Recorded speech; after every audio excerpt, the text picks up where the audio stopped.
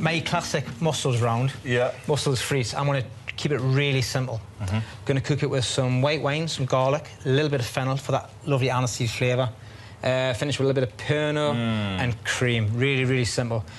Chunky chips. Yeah. You like them nice and chunky in the northeast where I come from. But I want to serve it with a nice spiced mustard mayonnaise rather than just a plain mayonnaise, so a little bit different. But trying to keep it classic at the same time. It does sound very delicious. Yours smells good over there. Well, my classic mussel round is a classic, I guess, in the sense that I'm going for the idea of chips and curry sauce. And I'm going to cook the mussels in a curry sauce. And then I'm not going chunky chips, I'm going super fine French frites. Well, you're from South, though, aren't you? So. Yeah. Smells fantastic. Well, first I'm going to prepare my mussels, so just take off the little beards. You've got different varieties of mussels. Obviously, you can get the wild ones, but are these... these are rope grown. Yeah. Give the open ones a tap. Yeah. Why rope grown? Is it just something that you're just more consistent in size? Yeah, I like a big, fat mussel. Yeah. I'm tapping them just to see if they're still alive. Yeah. If they close up, then it means that they don't want to open the front door and they're fine. With the mussels prepared, Valentine gets going with the spices for his curry base. I'm going to use some black mustard seeds. Yeah. So put in about a teaspoon of those. And when they start kind of popping and flying back out of the pan, then I'm going to put them in the pestle and mortar. I want some cardamom pods. Do you want to break a few of these up? Yeah, I can do. So you're actually going for a really traditional spice, so you're not actually going for just curry powder, which... Not just curry powder, I want to kind of... How many do you want in? Oh, yeah, I've got about 8. I want a curry sauce with attitude, a little bit closer to India. Character. Yeah, with character. They crack the rest of the cardamom pods to remove the seeds, and then Valentine checks on the mustard seeds. So these are jumping up and down, doing a little disco in the bottom of the pan, so these are ready. Valentine adds his toasted black mustard seeds to the pestle and mortar, along with a couple of garlic cloves. Just bash it away, and some salt. A bit of salt, seasoning to help grind it up. Good hit of black pepper. You feel you've worked for your food using one of these things. And then a good splat of tomato puree, probably about a couple of teaspoons, that'll do it. I'm just going to add also a little bit of Dijon mustard. Just it's got that slightly vinegary element, which is good for this, and it also just does an extra mustard thing. It's a bit of a kind of hands across the ocean fusion thing to do. He mixes in the mustard and then adds some sugar for a touch of sweetness and gives it all a good stir. Then he turns his attention to the next stage of his curry paste. Ghee.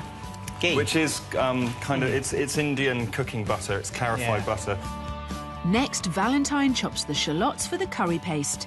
Once they're really finely diced, he adds them to the ghee in the pan and leaves them to sweat down. I'm going to use some fresh curry leaves. Yeah. Again, you kind of might think this is a bit exotic, but these are very easy to get hold of generally. Yeah, do you like them? I do like them. I think they're so tasty. And you can get them dried now.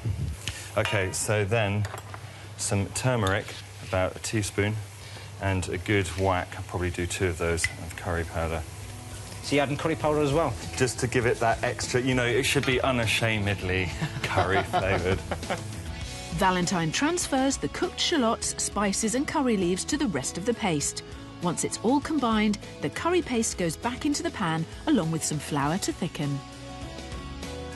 So is this sauce going to be quite a thick sauce, is it? You know, sometimes the sauce slides off the mussel and it's all left in the bottom of the bowl. I just kind of want something that slightly holds on to the quivering mussel. With his curry paste done, Valentine gets going with his skinny fries. He slices the potatoes, then cuts into thin chips. It's almost like straw potatoes, really, isn't it? Yeah, I'd say they're more cut to the size of a kind of a doll's house table leg.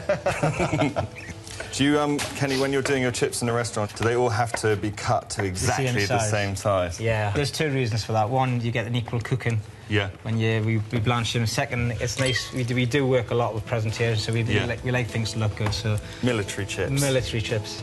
Valentine soaks his chips in cold water to remove some of the starch, and it's over to Kenny to kick off with his version of Moules Frites. He starts by making his mayonnaise.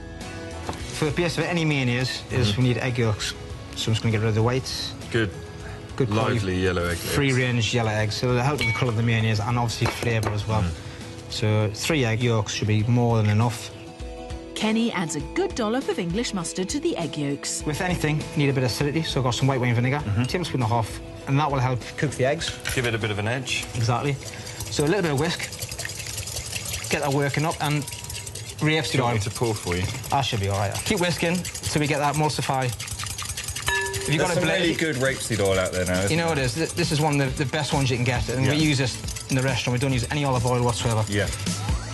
He continues to add the rapeseed oil gradually so the mayonnaise doesn't split.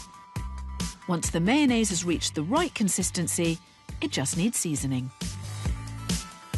A little bit of ground white pepper. The reason I use ground white pepper for is I don't want those black bits in there. Yeah. To finish off, got some beautiful Yorkshire mustard. Yeah. And I just love the heat, the texture of the little seeds. And same again, put as little or as much in there as you want. And that's also got a bit more vinegar in this as well. Yeah, exactly. It's almost, if you smell it, it's almost got like a tartar sauce flavour to it. Oh, that smells delicious. Kenny puts the mayonnaise in the fridge and he can get going with the base for his mussels. I'm going to put some fennel in there, because I really want the aniseed flavour coming through. But what I'm doing, I'm chopping it quite finely, because when the mussels cook, I want those little nuggets of shallots, little nuggets of fennel. To be soft. All in the mussels. When you scoop the mussels out with the shell, you're going to get little snippets of all these little different flavours. Kenny finely dices the fennel. I have my chopped shallots, just a clove of garlic. He adds the chopped fennel, garlic and shallots to the rapeseed oil in the pan. So Valentine, after about a minute and a half sweating down, I don't want any colour. I just want to soften those vegetables down to get all the flavour out of it. But to continue that fennel flavour, that aniseed flavour, I'm just going to add a little splash of Pernod. But it just smells like fennel in the bottle. You and I really like this stuff. So just a little splash. Yeah. And then just for a bit more acidity, a good splash of white wine. Can I have a smell? Of course you can, mate. I tell you something that makes me very nervous. This is the classic round, and that just smells classic. It is, it's lovely, isn't it?